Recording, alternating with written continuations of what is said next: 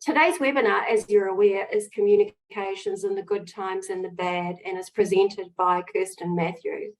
Kirsten is a former journalist, editor and author with more than 20 years experience working in New Zealand and the US. Her company, public relations agency Mable Maguire, works with clients ranging from Toyota Global to Auckland Council to the Kindness Institute. It is my pleasure to welcome Kirsten. Tēnā koe, Kirsten. Thank you, Karinia. Kia ora koutou, and thank you all for joining me today for this workshop. It's really nice to be back, sharing a bit more about what I know to hopefully help you to do more of the amazing work that you do in our communities. Today is a follow-up to a webinar I gave earlier this year about social media for social impact. The feedback we got from that showed that you had some really specific questions that were important to more than a few of you, and that you wanted more insight into comms in general. So today's webinar is going to build on those things. As Karinia said, if you could fire through any questions you have via the chat as we go, and at the end of each section, I'll take a look and answer a handful of so, depending on what time we've got.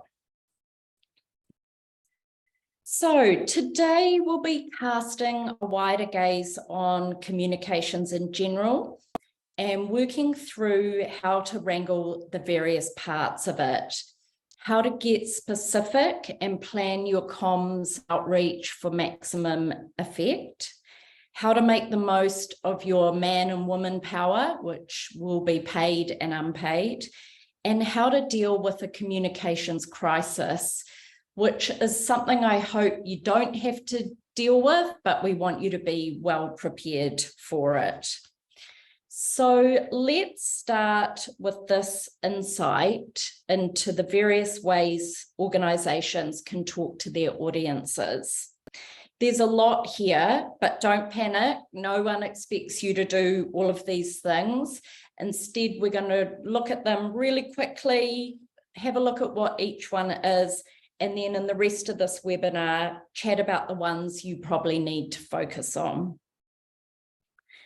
So first up, paid comms. This is the marketing you pay for: TV, radio, and print ads, social media ads, advertorials, Google AdWords.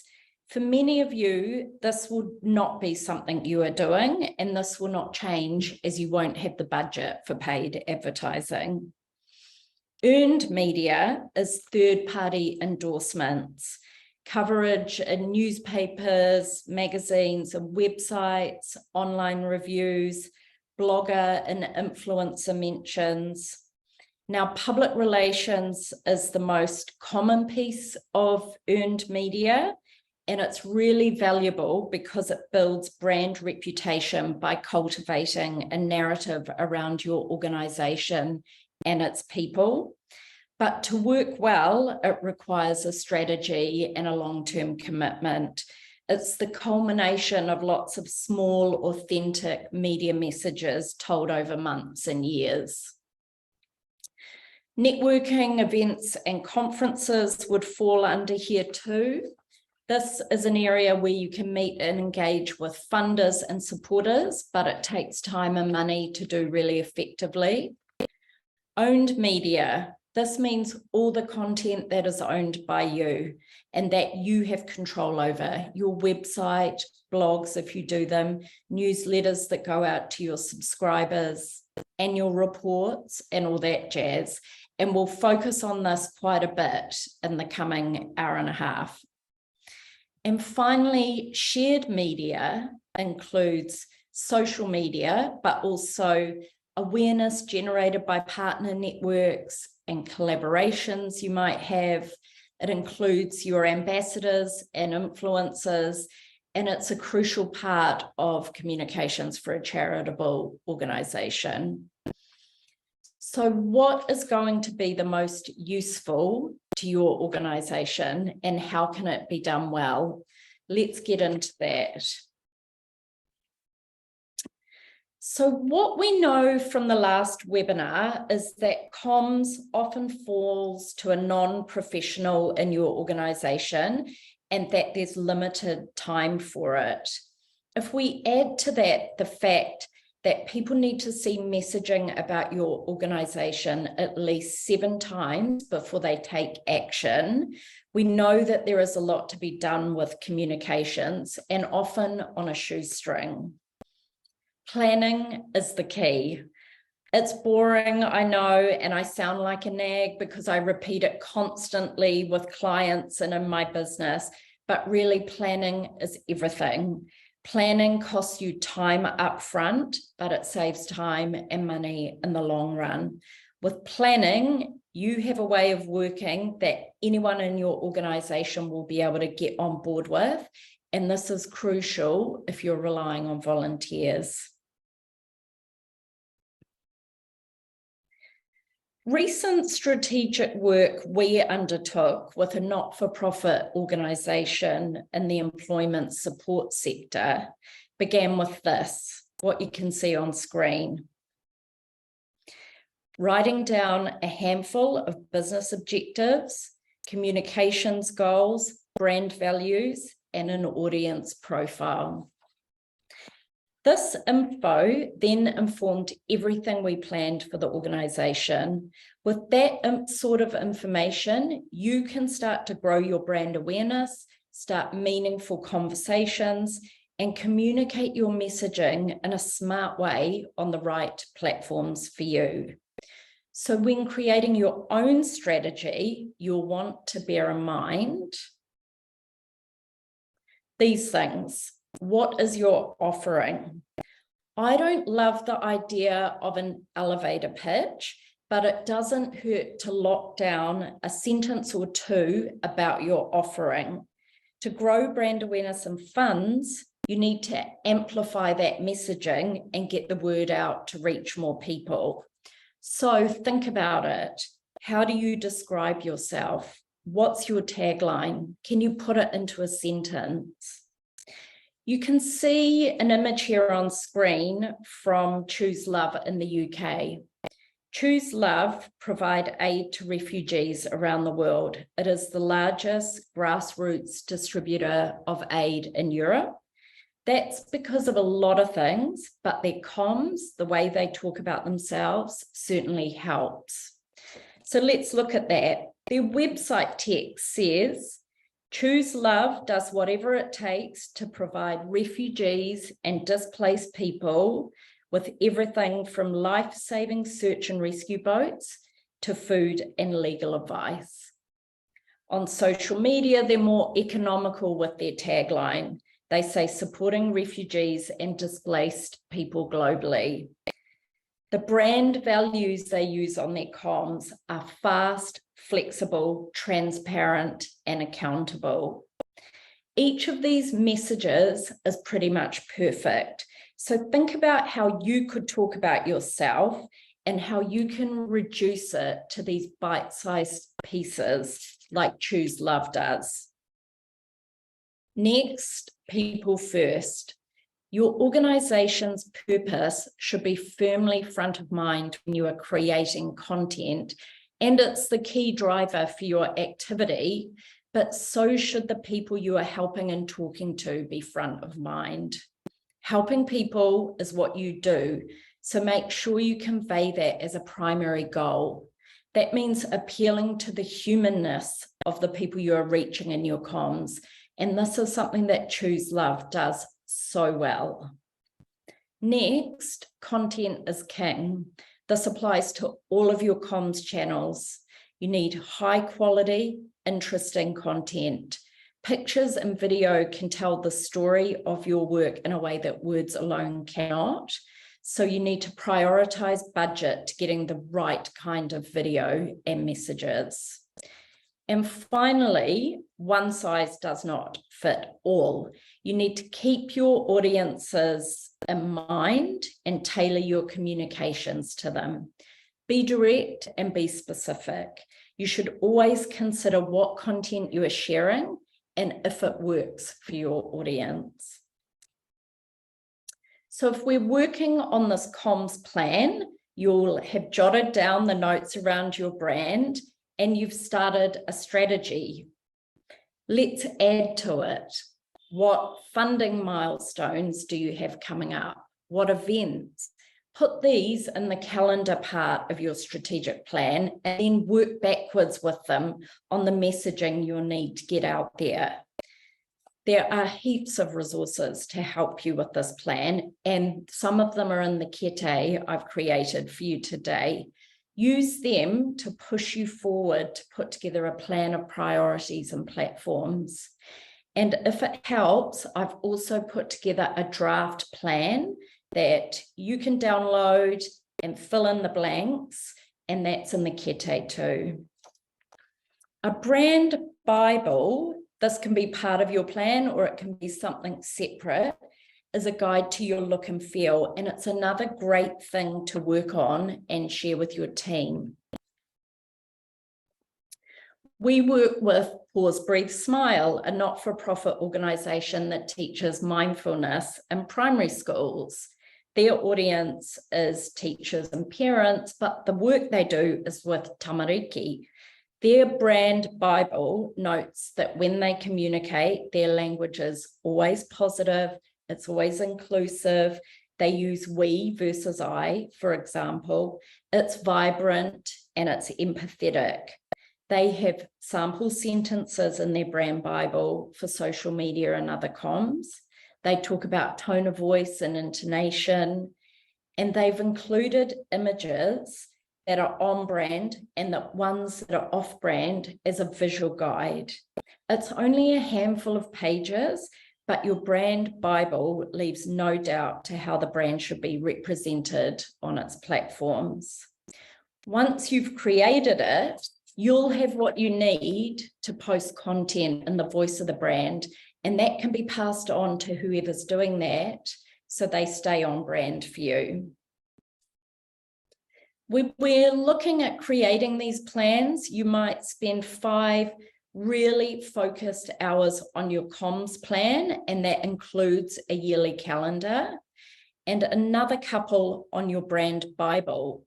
Of course, you can spend much more time than that, but you're busy people, so let's be realistic about it. And when you have your comms plan created, you can start rolling out the messaging.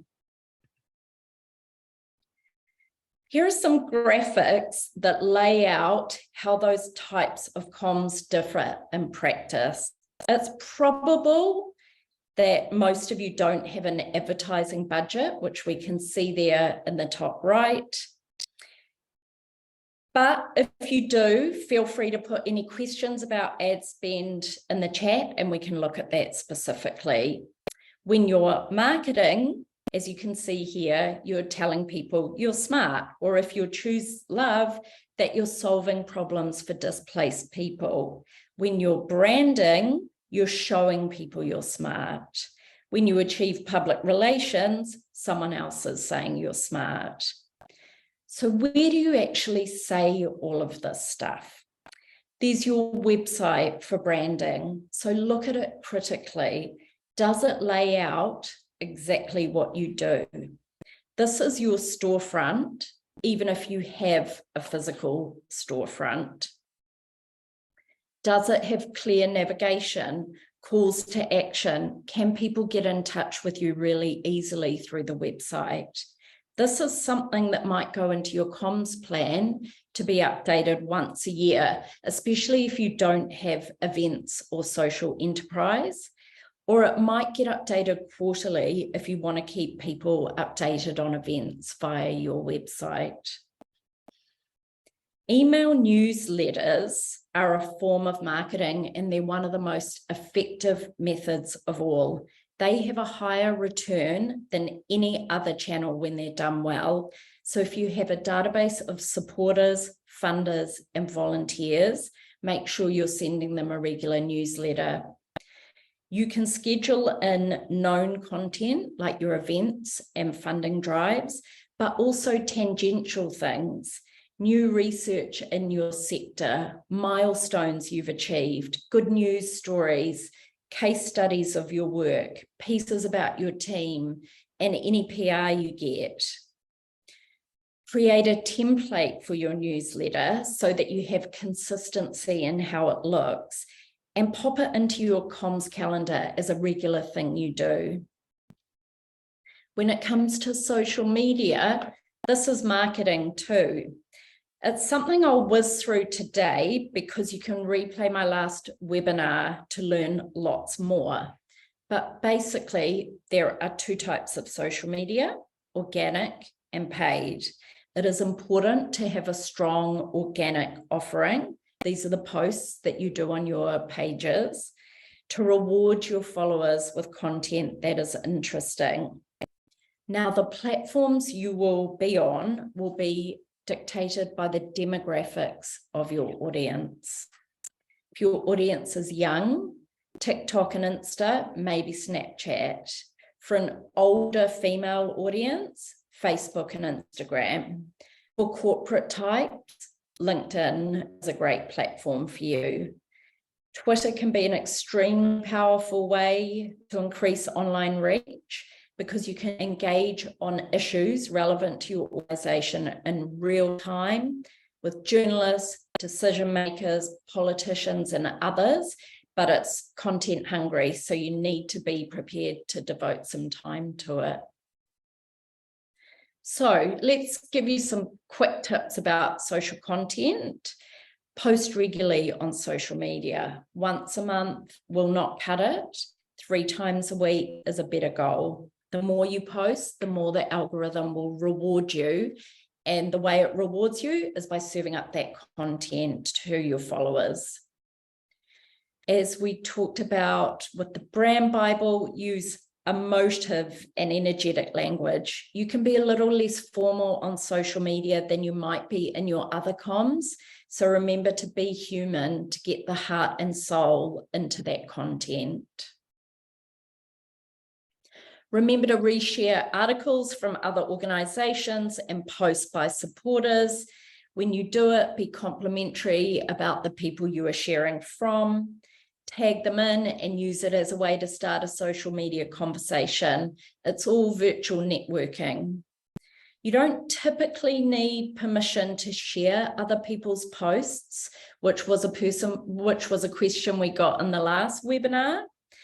And certainly you don't need permission to share media articles or research, but if you're worried about it, message that entity for permission and get it in writing. You should share case studies and success stories to enhance your reputation if your privacy ethics allow in the organization. And finally, with your posts, experiment on what time you post. At Mable Maguire, we work in a scheduling platform that uses AI to tell us the best time to post for each client, but you might not be able to use that. So it's good to actually mix up the times and test it, and then look at your analytics to see what time works best for you. Be explicit about the things you need in your social media posts. Do you have a funding goal to reach? If you do, start communicating about it 6 weeks before. This is the one time when spamming people on social media is okay.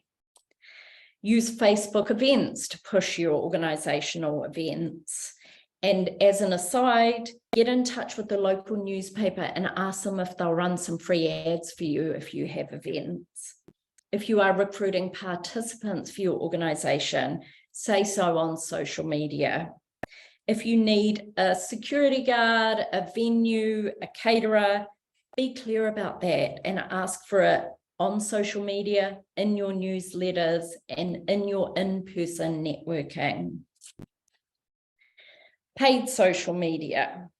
So paid social is advertising. And because it's advertising, it gives you control over who sees those posts, so you can deliver them to the people who might be interested in your offering and might become supporters. Paid campaigns are complicated to create on social media, and they require manpower that has experience in working in business manager accounts, with targeting and with creating social media audiences. Honestly, it's best left to the experts, so bear that in mind if you want to venture into paid social media. By all means, dabble in it by putting small amounts of money behind boosted posts, but be mindful that it can be difficult to get a return on investment with these.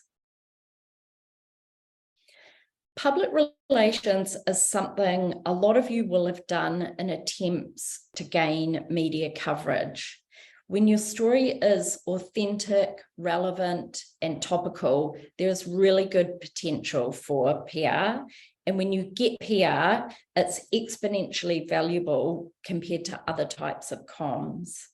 There are 3 ways to tackle PR when building brand awareness for organizations like yours. Number 1, traditional media outreach, pitching your story and news to the right journalists and producers, slowly but surely building relationships with these people so they want to tell your story for you and they want to support your mahi. Number 2, personality promotion, pitching a figurehead or ambassador within your team who can speak to the media in support of or counter to current events. It's someone who can create pieces of thought leadership for magazines and newspapers and who can become a talking head for you. And number 3, events, activations, and collaborations. These are with other brands, other charities, with funders, media, etc. And we'll go into this more in the next section. You can get economies of scale with these because by joining forces on your marketing efforts, you also get the reach of the other players' social media and databases. It can take a fair bit of effort to set up, so you need to get really clear on what the return is before you venture into it. Recently, we had Gumboot Day here, and Mike King's emotional interviews were everywhere. Why does he get more coverage than other charities working in the youth mental health space? For a lot of reasons, but for one, because he was a celebrity before he was a charity worker, and because he's not afraid to really put himself out there and focus on his personality promotion. He understands how the media works and what they want, and he prioritizes time to talk to the media, even though he could be on the tools instead, because he knows PR means money in the coffers. And in his case, it was a $3 million amount of money last month. Yes, he has a profile that most of you will not be able to cultivate, but it's worth looking at someone like him and a day like Gumboot Day and seeing how you could maximize your PR opportunities. If the answer is no, you don't have a leader or an ambassador that can be the face of your charity, it might not be worth pursuing personality promotion, but it's still worth sharing news about yourself via media outreach. Local papers are a great way to start, and they are always looking for content. Okay, now we have a plan around a plan, and we know what the different forms of comms are. So I'm going to have a look at the questions you've sent through and see if there are any to answer before we move on.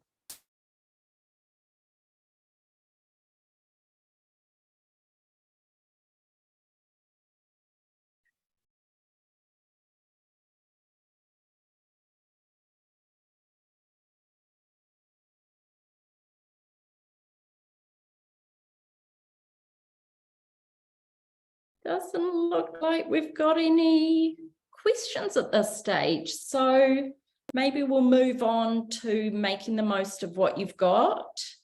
And if you think of anything as we're going through there, just put them in.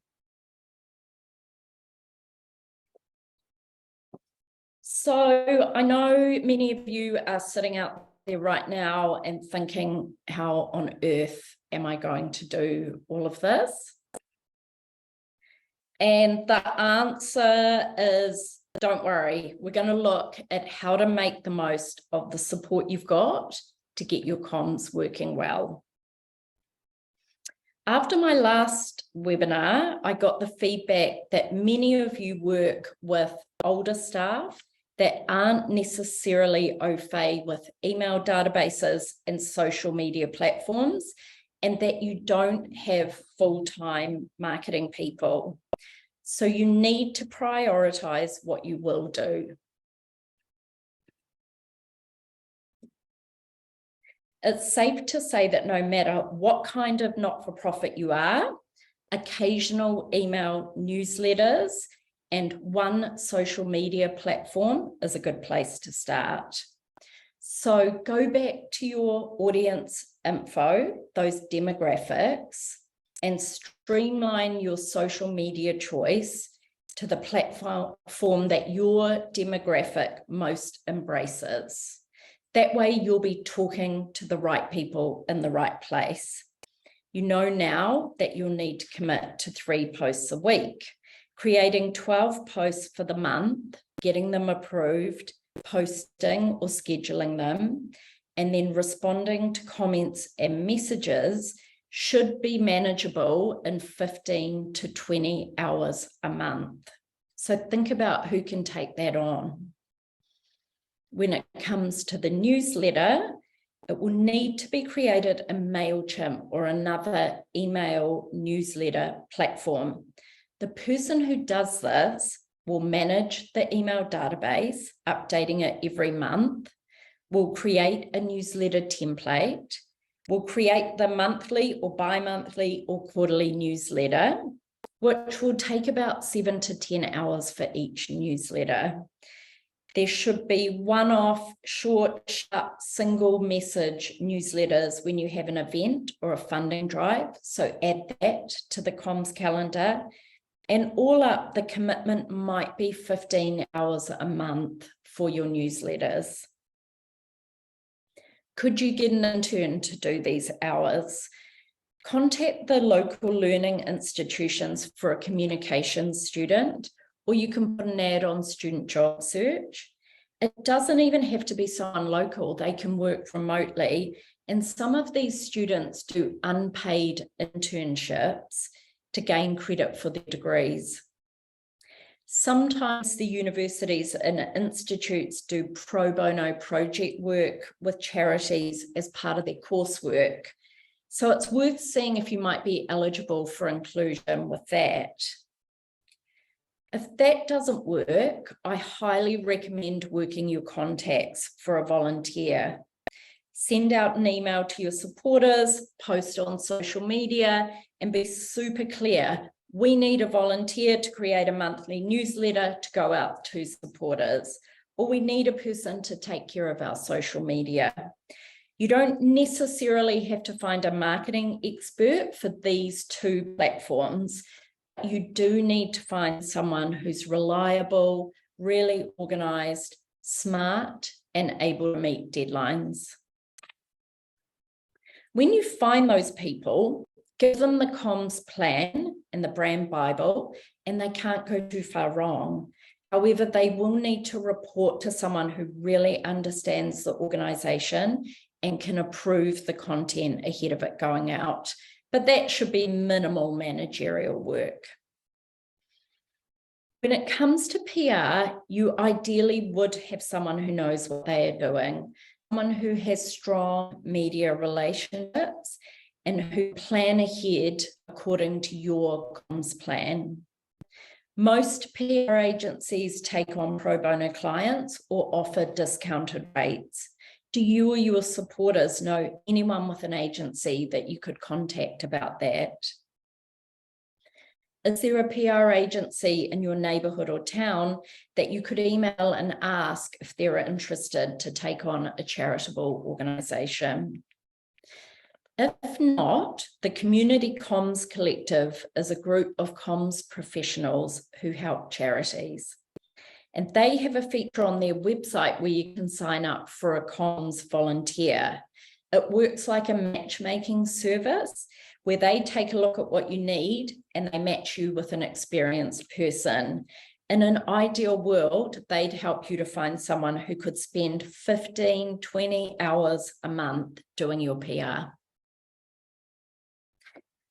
For the website, a staffer or a volunteer can usually look after this. They can be email changes that need to be made on a regular basis, and they can do them from home or their office. This should be minimal work if you have a well-functioning site, and it doesn't necessarily require a web designer. If you are working in an intuitive platform like WordPress, lots of people will be able to work in it, even if they're only a little bit savvy when it comes to technology. Even I can update my business's website. Okay, so we're looking at volunteers, and I wanted to talk a little bit about volunteers in general. Like you, I've worked alongside many volunteers who joined a charity I was aligned with the very best of intentions and oodles of enthusiasm for playing their part. But they have tended to burn out pretty quickly. When that happens, as you will well know, all the time taken training them up is for naught because they leave, either because the hours were too much, their life got too busy, they didn't have enough time at the coalface, or the experience wasn't what they thought it was going to be. My best advice on this is to give your comms volunteers something that they are a natural at and something manageable. Be really realistic about the support you can give them, but also mindful of what they need. At the Kindness Institute, we had a website volunteer, a social media volunteer, and I took care of PR for the organisation pro bono. It was a tiny organisation, but we also had a volunteer who managed volunteers, as managing the volunteers became too much for the founder on top of everything else she had to do. It created an ecosystem where the volunteers knew what they were responsible for and what they had to do. In return for their work on comms, your volunteers need some things from you. As you can see in this slide, they need you to understand what motivates them to be with you. They need you to be clear about their responsibilities and the hours required. And hopefully that breakdown of hours I've given you is helpful in that way. You need to give them time to do their work. You can't ask busy people with jobs and families to work last minute in a disorganized way. You need to check in regularly, and this adds to your workload, I know, but a quick email or a check-in in person goes a long way. And a 6-monthly volunteer get-together, a potluck dinner, a coffee catch-up is a great way to make people feel appreciated. And of course, it goes without saying, it's so important to show gratitude for all they do. It's straightforward stuff, I know, but it's worth laying out when talking about comms volunteers. And I've put a link to a great article about this in your kete. Your volunteers of all types can contribute to growing your brand awareness by sharing your comms for you. So get into the mindset of utilizing them as a comms vehicle. If they're on social media, suggest they reshare your asks, encourage them to tag friends and others into social media posts, and to forward your email newsletters to friends and family when it's appropriate. Include those valuable volunteers in your comms as content by featuring them on your website, in your newsletters, and on social media. Regular Meet the Team posts are a great way to kill 2 birds with 1 stone. You create content for your platforms, but you also celebrate and appreciate your people. So put it in your comms plan that every 3 months, your comms person, whether they're paid or a volunteer, emails out some questions for some team members to answer for Meet the Team posts. You might ask them, what do you do for us? Why is our work important to you? What do you like to do when you're not helping us?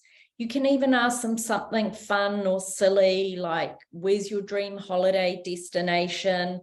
What would you do if you won $1 million? Who's a celebrity you'd love to meet and why? And you can ask them something specific to your mahi. If you work with animals, ask them about their pets. If you work in the arts, ask them if they have any arty hobbies. When you start thinking about this stuff and how and where you can communicate about it, you start to get a really full comms calendar. Ambassadors and influencers. These are another way to get more bang for your buck when it comes to growing awareness and funds. An ambassador is a high-profile or well-connected person who networks for you, talks about you in public, shares with their connections with you, and shares their people power. An influencer is slightly different. It's someone who works on social media to share information about you with their audience. Working with the right person helps you to build awareness and brand reputation with your end users and with potential funders. Macro influencers are influencers with big followings, and they often expect payment to post on social media for you, unless your charity really resonates with them personally. Micro influencers tend to post for free. They have smaller audiences, but they can be easy to find and to engage with. We talk to our influencers about how the alignment is a natural fit and what our comms goals are by starting this relationship. If we get agreement to work together, both ambassadors and influencers can make for great speakers at events, awesome talking heads when you get some PR. When we worked with Auckland Foundation, the broadcaster Rachel Smalley was an ambassador, and she would speak at funder events. She would mention the organisation in her media appearances, and she would offer insights into PR opportunities. Her impact was useful on several levels, and that's what you want in an ambassador. So think about that before you go out and start talking to people. With an influencer relationship, you will need to get it all in writing, including how many times the influencer will post and when they'll post for you. You'll want them to post around national days that are relevant to you, around any funding drives, and at other times that are relevant to your organisation. Give them a tour of your facility or get them along to a program or an event so they really understand what you do and they can create some content to then use while they're there. Share the brand Bible with them so they don't go rogue in the way they talk about you. This is super important. You get one chance at this. So plan it out and write it down so everybody knows what's expected of them. In my last talk, we had an excellent question about this, which I'd like to get into a little bit more. The question was, is having ambassadors and influencers risky to a charity, as they could potentially get in a scandal and damage the charity's reputation? Or is it worth the risk for potential engagement and reach? It is never worth the risk, but there is always risk, if that makes sense. And this is something we'll go into a bit more detail about in the next section, crisis comms. But with influencers, mitigation ahead of time is everything. So think about this. Is there any potential for your ambassador to give you bad press?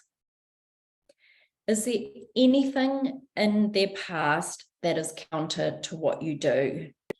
It's a good idea to research your potential ambassadors and influencers, and then sit down with them and ask them those questions up front before you start working together. Better you have a straightforward conversation now rather than a disaster down the line.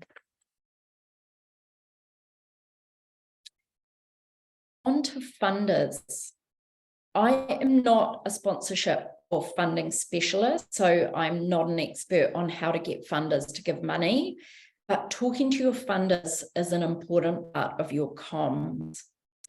There are two parts to this kind of work: getting new funders through the door via marketing and keeping existing funders committed to you. In my experience, PR is the best comms vehicle for finding new funders. That's because when a media outlet features you, it increases your profile and it introduces you to new people. Whereas your organic social media content is only talking to the people that already follow you and know what you do. Social media ads are great too, but you need the budget for the ad spend and for the hours it would take for someone with experience to create them. I think I mentioned in my last webinar that agencies often have a pro bono social media client that they create the ads for free, saving thousands of dollars in fees. If you can find one of those, they can design the ads for you, create audiences of people that are interested in what you do. You are then only responsible for the social media ad spend. It's worth a try. To fundraise well, you need powerful visuals, clear messaging in your marketing. Explaining what an amount of money can provide you, whether it's a night of shelter or a piece of equipment or a Christmas dinner, can really help with new funders. They can see what their money will go towards and how meaningful it can be. It doesn't matter if that means that gifting amounts are slightly funky. As you can see here, Orange Sky asked for $26 because that's exactly what a shower and a load of laundry costs for one person. Collaborations can really help too, as I mentioned earlier, but they require some creative thinking. For example, Brewdog Brewery in the UK supports a street dogs charity. It's a brilliant natural fit. And look at this local collaboration between Neonatal Trust and Hell's Pizza. What's the immediate natural connection between pizza and premature births? Probably nothing. But somehow a small charity like Neonatal Trust managed to get Hell's Pizza on board to fundraise. Hell's Pizza made it on brand for them by setting a fundraising goal of $66,666. They sold donuts. They kept it simple. One of their products was devoted to this cause. And they were super clear about the ask on their comms, as you can see in this slide. Neonatal Trust got the weight of a national brand's social media audience, which would be significantly larger than their own, their website traffic, their marketing team. It was an awesome collaboration. Your perfect fit is out there too. It's just a matter of thinking it through, being creative, finding them, and making it happen. When it comes to sustaining donors, especially large ones, we find they need more up close and personal comms.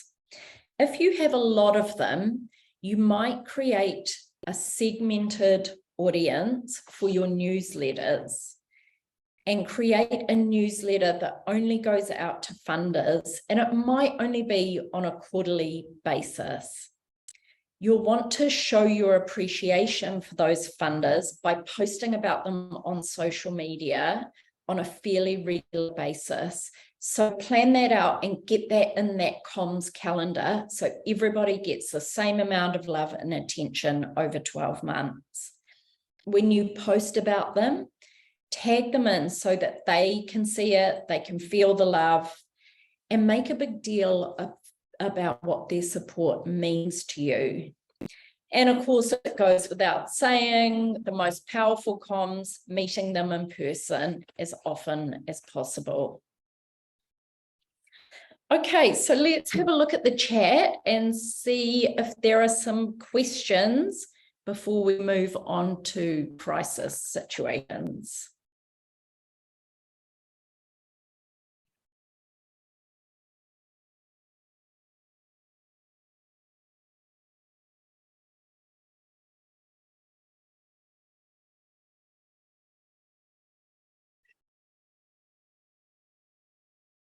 Okay, I'm going to start with a fairly simple one from Rochelle. Thank you, Rochelle.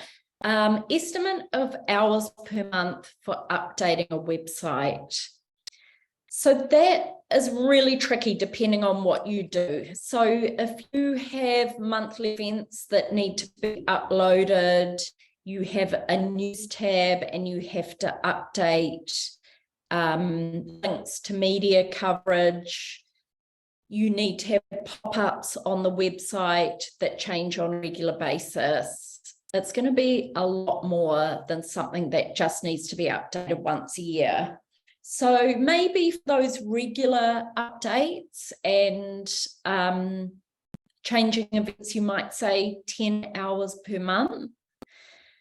But again, depends what platform you're working in. And if it's a custom build, you will need a proper trained web designer to be putting those hours in.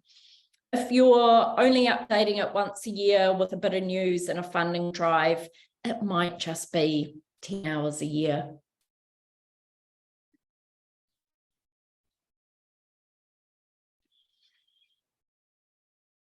A bit scary contacting journalists. What is a good way to identify and approach someone? This is an awesome question because I agree it can feel really scary. So my best advice is do a little bit of research on who you're contacting. I'm not a great fan of the general news@nzherald.co.nz mail out. Instead, I would do a little bit of research into the reporters operating in your sector. If you're in education, you look into the education reporters. If you're in sports, it would be sports and social issues reporters. So you can do a bit of Googling, a bit of reading, maybe come up with 5 people you want to start with. So it feels a little bit more manageable, a little bit less scary. And then my top tip is email them and compliment them on a story you've read. Hi, I read your piece about XYZ. I loved the quote about such and such. I love the angle you took. It made me think that you might like to learn a little bit more about my organization and get to the heart of it. So for a lot of media, they want to know the heartbeat and the people behind the story. They want to know who you're helping, who they could talk to that you're helping. They, in general, don't want to just talk to the CEO. They want to get on the factory floor and talk to the people that you're engaging with. So pull that through, think through the journalist and the kind of work they're doing, and get in touch in a respectful way don't write hundreds and hundreds of words. That these are really busy people. They don't have time to go through masses and masses of information. So get to the point and do not be afraid to follow up. These people love to be followed up. They love to be hounded. Sometimes we will email journalists 4 times maybe over 2 weeks because we haven't heard back.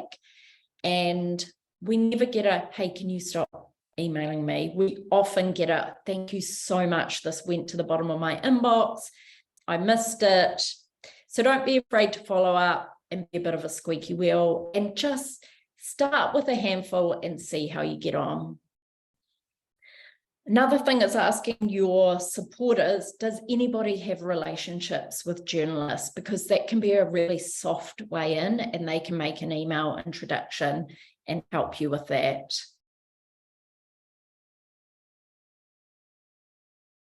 Is it ethical to not pay someone for labour? I often hear of people exploiting students at universities with unpaid work. Excellent question.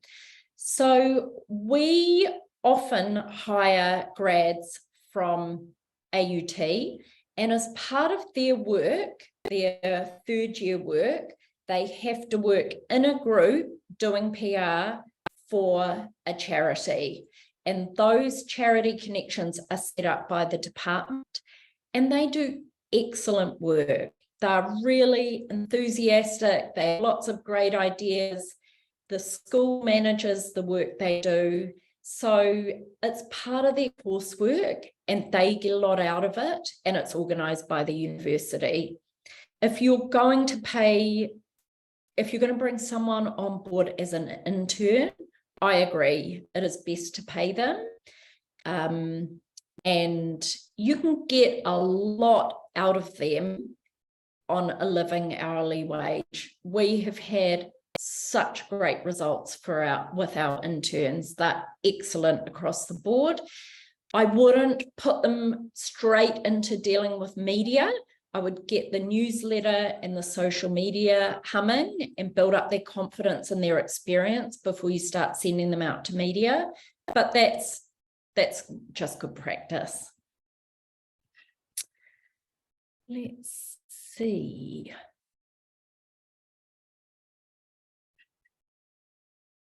From Sarah, can you give an idea of a reasonable return on investment for social media for a click to an event or a donation? I wish I could, Sarah, but it is so all over the place with paid social media. And we don't necessarily judge the return on investment as a donation or a RSVP to an event. What you want to do is build brand awareness. So if your goal is to build brand awareness first and foremost, your return on investment might be how many people it reached and how many people engaged with the ad. You can then design ads that are optimized for website traffic, and your return on investment would be visits to your website. So you can sort of see what a slow burn it can be, actually getting to the point where someone makes a donation. The social media ads are more about building brand awareness, sending people to your website, and then once they've seen that messaging over a handful of times, eventually making a donation. Now, that makes social media advertising expensive for you, and that is why I recommend it's something you really have to consider before you dive into it. Okay, one more question. Can you talk to comms and approaching politicians for policy and legal change, eventually leading to social change? How do you approach politicians? Is there a right approach? This is not something I'm an expert in. We don't approach politicians on behalf of our clients. I can say that that kind of work is done by the management and the not-for-profits that we work with. And I can say that talking about policy and social change is something that does make our organisation heads very nervous. And they're right to be nervous. They don't want to alienate politicians. They don't want to get out of step with where things are at. But sometimes the environment is right to be critical of what's happening at a governmental level, especially if you're trying to drive social change. And if we go back to Mike King and Gumboot Day, you can see he has one of his key messages is criticism of the government to bring about social change. Now, we wouldn't recommend that all of you go out and do that. This is something that needs to be strategically planned depending on what space you're working in, how aligned you are with government organisations and departments. It's pretty complicated. So by no means am I saying take a leap and start approaching the media with critiques of politicians, but there is a sort of middle ground, and you probably need to get the right expert PR advice on that. Okay, I think on that note,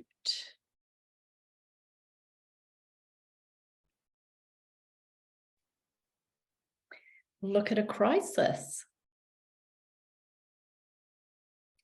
So charitable work can be fraught because it involves people, and people behave in unpredictable ways.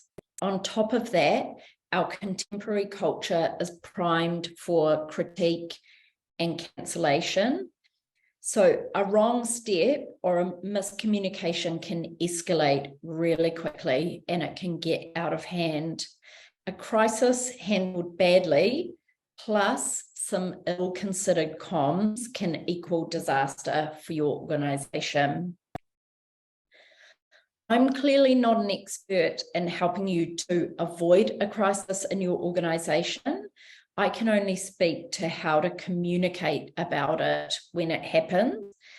But before we get into that, let's define what a crisis might look like.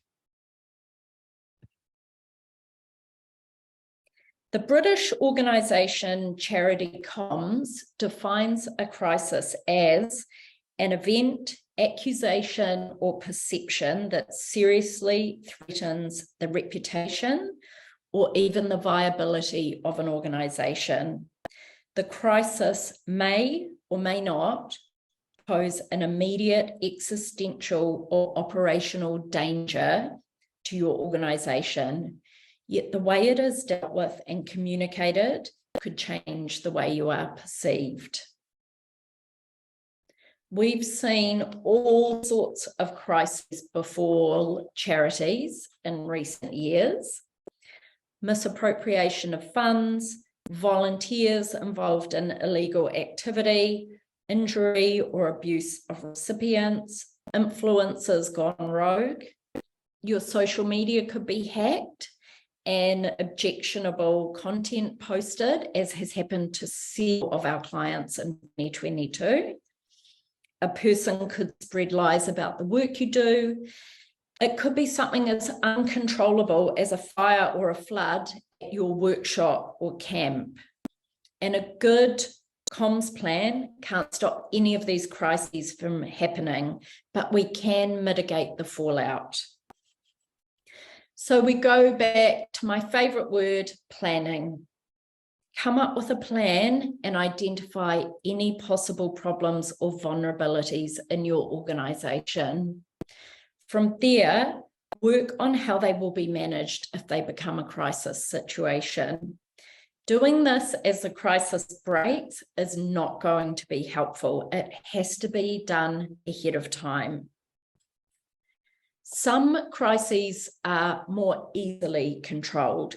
For example, let's say you have a social media issue, something that's quite common for brands and organisations. Let's use a scenario that somebody asked about in the last webinar.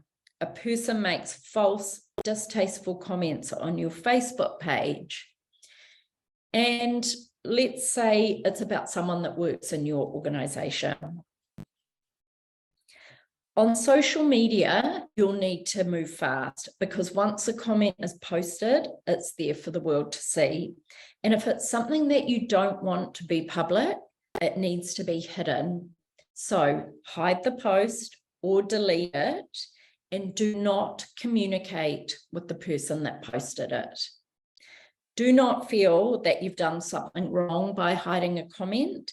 This function is there for a reason, and that reason is to protect people and pages from libelous and abusive comments. So remove the post from the page and go on high alert for additional posts. It is likely that you will get more posts on that platform and on other platforms if you're on them, if someone gets the bit between their teeth after making a complaint on social media. In this scenario, you might leave it at that. You've hidden the comment, or you might need to investigate whether it's something that could be true and needs looking into. So your next step might be to go into investigation mode and follow the steps in your crisis management plan that I'm going to lay out in just a few minutes.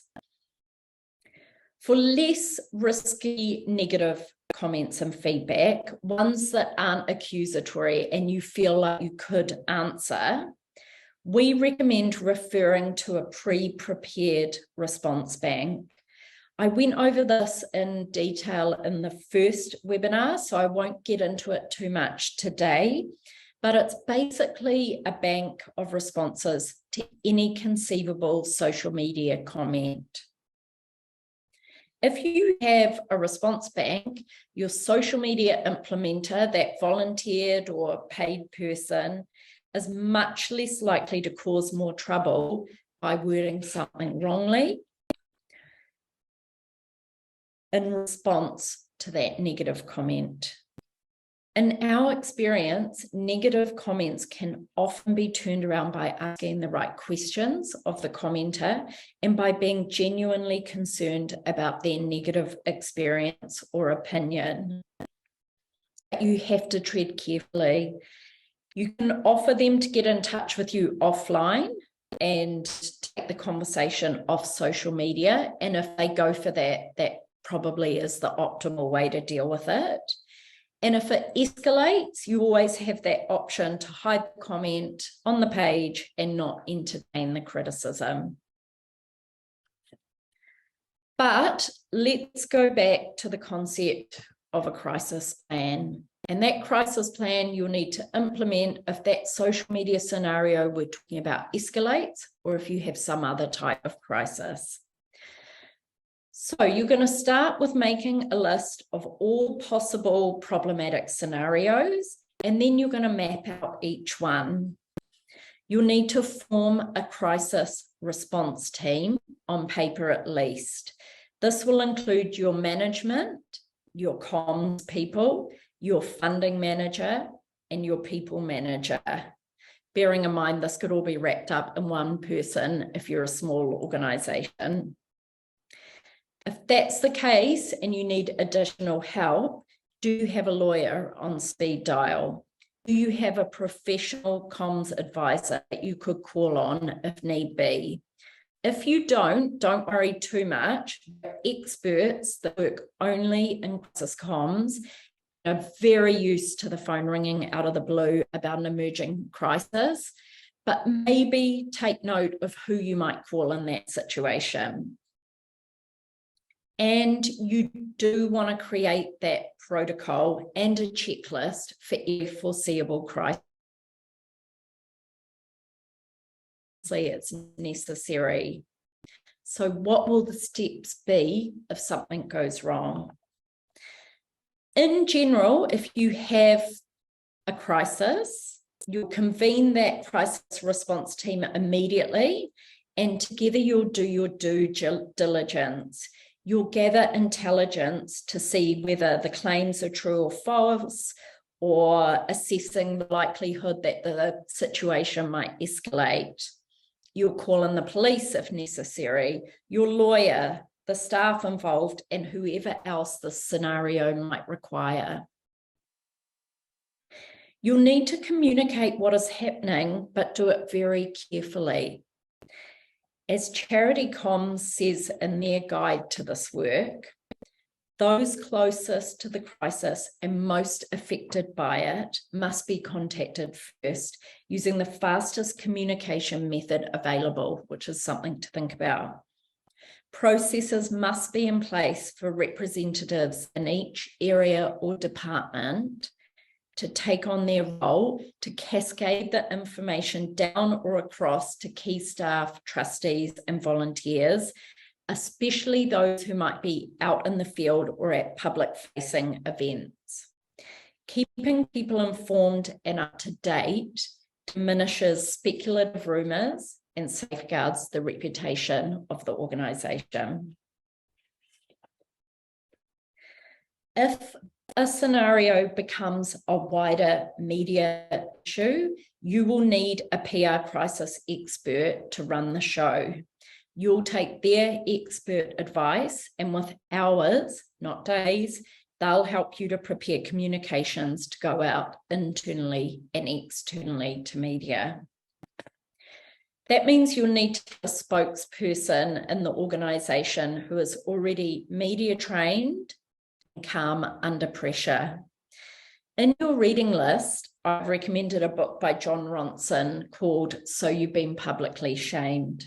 In it are some great case studies of how public missteps can get out of hand and become a much bigger comms crisis when the right things aren't said at the right time.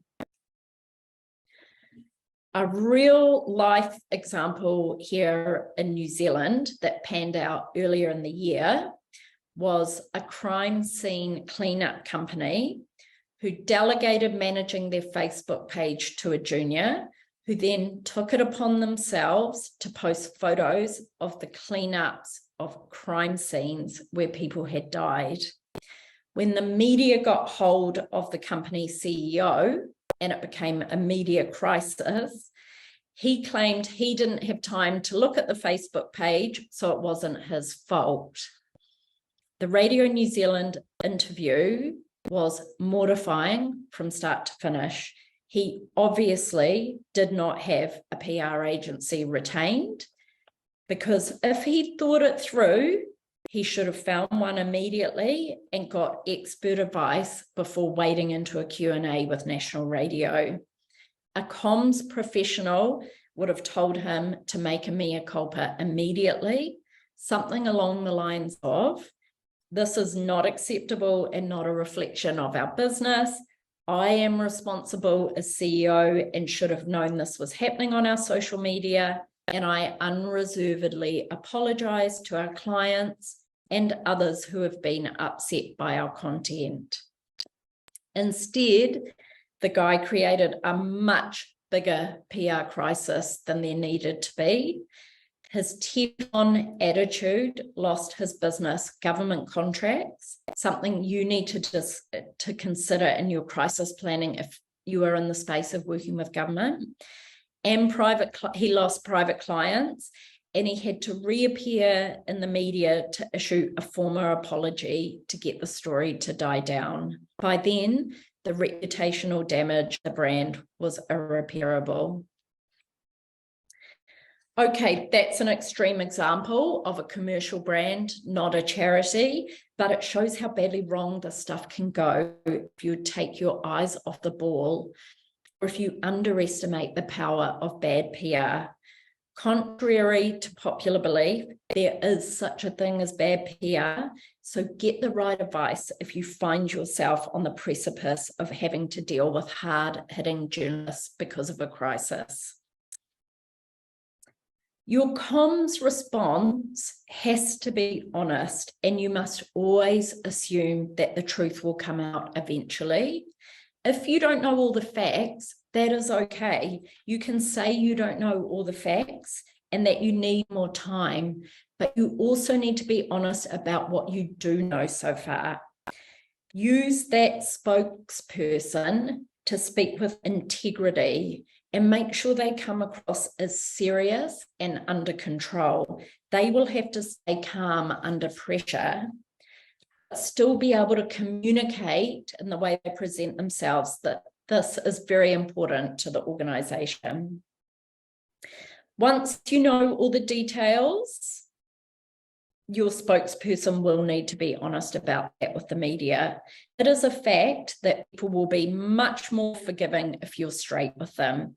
If you lie or hide parts of the story, you will face a much less forgiving media in public. So play it straight, and your crisis could be over within 24 hours, which is the typical news cycle. Don't play it straight, and the story could be drawn out for much, much longer. Now, this is where it gets a little bit tricky. Yes, you need the right PR advice, but you also don't want to sound, when you're talking in the air, like you've been PR'd. Your spokesperson's responses to difficult questions from the media need to be pre-organised so they're not caught off guard, but they also have to sound authentic. This takes some practice for most. So part of your crisis planning should include having someone identified who can tread this fine line in the media. If you can, invest in getting a media trainer in to run some simulated media comms and to get that spokesperson match fit. You'll need to juggle all of this with communicating internally, of course. Who needs to know what and when? Consider your staff, volunteers, supporters, and funders. They will all be feeling the heat too, from their friends, their family, their community. Help them to say the right things. Think through how you will need to communicate on social media if something like this happens, and get that into your crisis plan. How will you talk to your stakeholders, and who is the best person to do that for you? To get on top of all of this, I highly recommend using the Crisis Comms website and downloading their guide.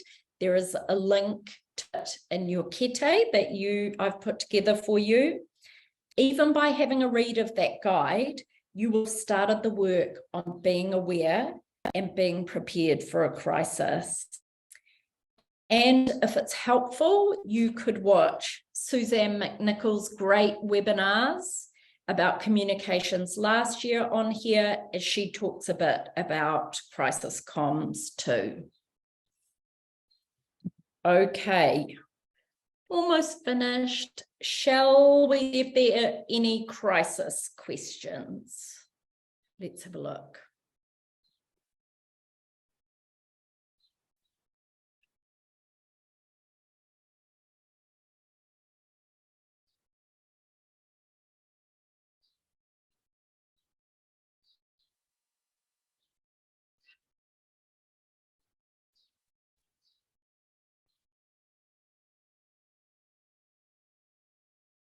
What are your thoughts on using negative comments to gain support from your audience? For example, we sometimes get people angry at our use of te reo, so we sometimes reply to tell them that we will continue to use it and it gains us support from our audience, but leaves the original comment visible. Great example, and that's exactly the right thing to do in that situation. And there have been huge brands, the telcos and others, that have done the same sort of thing around the use of te reo, and it's got them great PR, it's backed up brand values, and they've done a really good job of it. And that's a good social media manager who can look at a negative comment, refer to that response bank and see, oh, when it comes to te reo, we go back and we explain why we use that, why it's important, and we convert a negative comment into a positive.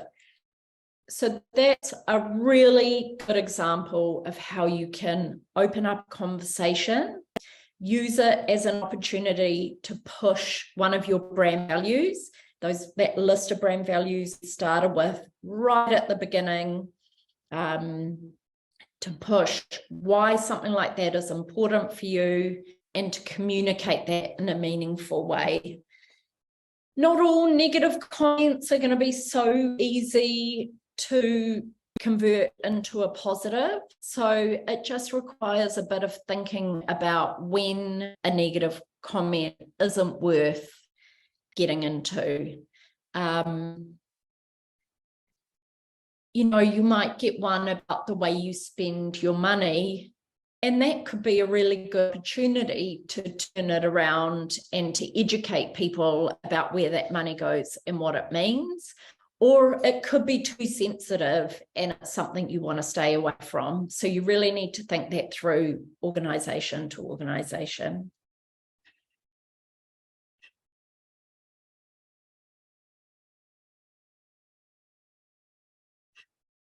What would a crisis plan look like in reality for a small charity?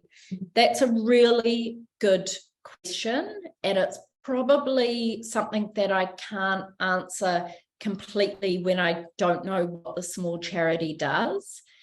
But if you're a small charity that has a physical space or runs workshops or programs, you might come up with a crisis plan that involves a physical crisis, an earthquake, a natural disaster, anything along those lines. But you would also have in your crisis plans a social media crisis, a funding crisis. You'd go through all those little touch points and you'd make a bit of a plan. If you're a small charity, as I said before, you might be the only person that's going to convene as part of that team. So part of that crisis plan will include really thinking through who you need to call on to get the support you need if something happens. And really, really quickly, because I know I'm just about out of time, if it is a serious issue where the public want to see the most senior people front, is there a preference for the chair to front versus the CEO? My PR advice would be the person that's going to present the best on radio and TV, your organisation, the person that's most confident, the person that's had some media training, and the person that can represent your organisation in the best way, rather than the person with the title behind their name. Hopefully that makes sense, and I'll hand back to Karinia. Oh, kia ora, Kirsten. Oh my goodness, there was so much content that you just shared in an hour and a half. Under those three headings: planning, priorities, and platforms, making the most of what you've got, and then surviving a crisis. I think what resonated for me in a word that I will remember you for, Kirsten, is your favourite word, which is cuckoo, which is planning. And I thought the example that you gave us in regards to surviving a crisis and playing it straight just resonated. So thank you so much. Thank you all for joining us this morning. Catherine is now going to post a survey link.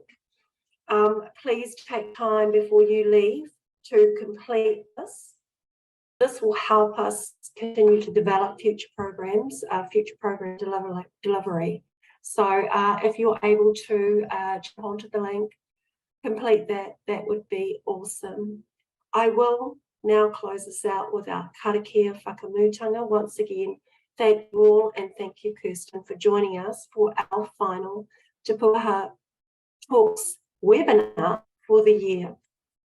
Nō reira, kia whakairia te tapu, kia waita ai te ara, ki turiki whakatahai, ki turiki whakatahai, haumie, ue, tāki e.